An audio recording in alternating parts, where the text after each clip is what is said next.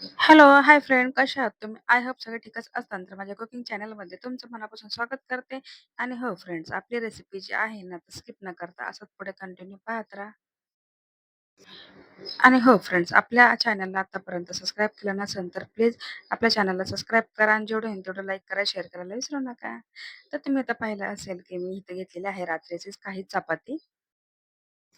आणि चपातीचे छोटे-छोटे तुकडे करून मी मिक्सरमध्ये बारीक करून घेतलेला आहे आणि तुम्ही तर पाहत असाल की ते मी घेतलेला आहे अर्धा चमचा बेकिंग सोडा, अर्धा चमचा इलायची पावडर आणि 1 ते 2 चमचे ते घेतलेले आहे गावरान तूप. आणि तुम्ही तर पाहिलं असेल की मिल्क पावडर घेतलेली आहे 1 वाटी. आता हे मिश्रण आपण ना एकसारखं करून घेऊया. आणि तुम्ही इथं पाहत असाल, की जे दूध आहे ना, तर दूध मी इथं गरम करून घेतलेलं आहे. आणि तुम्ही नंतर पाहत असाल, की मी काय केलं, जसं लागेल दूध ना, तसं इथे ॲड केलेलं आहे. कारण आपल्याला असं पेस्ट वगैरे बनवायची नाही. तर जेवढं असं पीठ मळता येईल ना, तसं त्या प्रकारे आपल्याला एकसारखं मिश्रण करून घ्यायचंय आणि ह्याला 10 ते 15 मिनिटं मी रेस्टसाठी ठेवलं होतं. तर तुम्ही इथं पाहत असाल, की एक 10 ते 15 मिनिटं झालेली आहे. आणि आता आपण काय करूया, हे हाताच्या सहाय्याने ना तुम्हाला जर दुधाचा लय गठ्ठ वाटत असेल ना, तर तुम्ही काय करा, दुधाचा हात घ्या आणि चांगल्यापैकी पीठ मळा आणि नंतर तुम्हाला जर कोणत्याही म्हणजे शेप आवडत असेल ना, समजा गोल राउंड किंवा रोलच्या शेपमध्ये, तर तुम्ही त्या शेपमध्ये रोल करू शकता. इथे तुम्ही पाहिलं असेल, की पिठाचा थोडासा गोळा घेतल्याच्या नंतर रोल केलेला आहे आणि फायनली माझी जी रोल आहे ना, ते सगळे झालेले आहे. आणि तुम्ही पाहत असाल, की अ, दुसरीकडे ना तेल तापवून घेतलेलं आहे आणि काय केलंय मी, जेवढे बसतील तेवढ्या कढईमध्ये फटाफट सोडलेले आहे. आणि इथे काय करायचंय, जसे आपल्या मार्केटमध्ये अ, भेटतात ना गुलाबजाम, त्याचा कलर कसा असतो तशाच प्रकारे आपल्याला लाईट गोल्डन होईपर्यंत या तेलामध्ये फ्राय करून घ्यायचं आहे. आणि खरं सांगू का फ्रेंड्स, अ, शिळ्या चपातीपासून इतका टेस्टी मेनू बनवू शकतो का खरंच ना, खूप छान झाला होता. तुम्ही घरचे जे मार्केटमध्ये मिळतात ना स्वीट होम वगैरे मध्ये, तर तुम्ही ते विसरूच जाताल. अशा प्रकारे इतकी छान जी रेसिपी आहे ना, ती इतकी छान होती.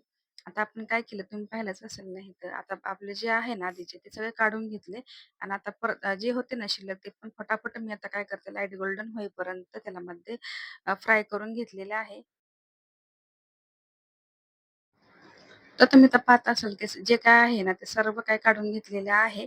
आणि आता काय केलंय चाचणीसाठी मी थोडंसं म्हणजे पाणी किती घेतलं माहिती आहे का? 1-1.5 ग्लास पाणी घेतलेलं आहे. 1 ग्लास इथे घेतलेला आहे साखर. आणि जर तुम्हाला इलायची टाकायची असेल, तुम्ही टाकू शकता. ऑलरेडी मी पिठामध्ये इलायची भरपूर टाकलेली आहे. तर आता ह्याला काय करायचं, एक तार पण नाही, थोडंसं हाताला चिपकेल असं चाचणी बनवून घ्यायची आहे. जेणेकरून आपले जे गुलाबजामुन आहेत ना, डीप झाले पाहिजे.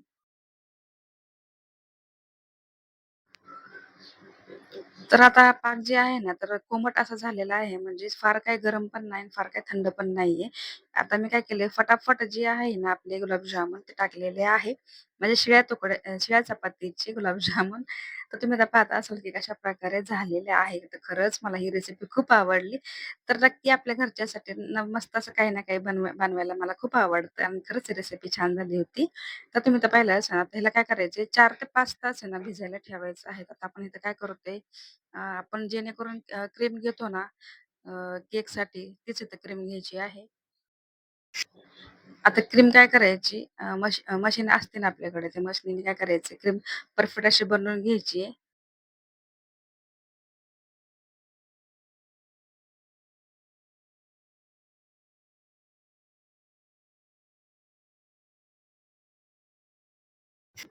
क्रीम तर झाली माझी बनवायची, पण तुम्ही तर पाहिलं असेल, की इथं मी घेतलेलं आहे आता जी पायपिंग बॅग भेटते ती अवेलेबल नव्हती माझ्याकडे.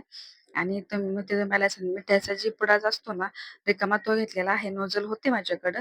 आता म्हणलं चला आता घरच्या घरी साधारणपणे आपलं जे काय बनवता येईल ते बनवायचं. तर तुम्ही पाहिलं असेल, की आता काय केले ग्लासमध्ये जे कागद आहे ना ठेवलेला आहे. आता आपल्याला काय करायचंय डायरेक्टली ना ते टाकून घ्यायचे. जेणेकरून तेवढं बसतील तेवढं आपल्याला ही क्रीम आहे ना त्या ग्लासमध्ये ॲड करायची म्हणजे त्या कागदात.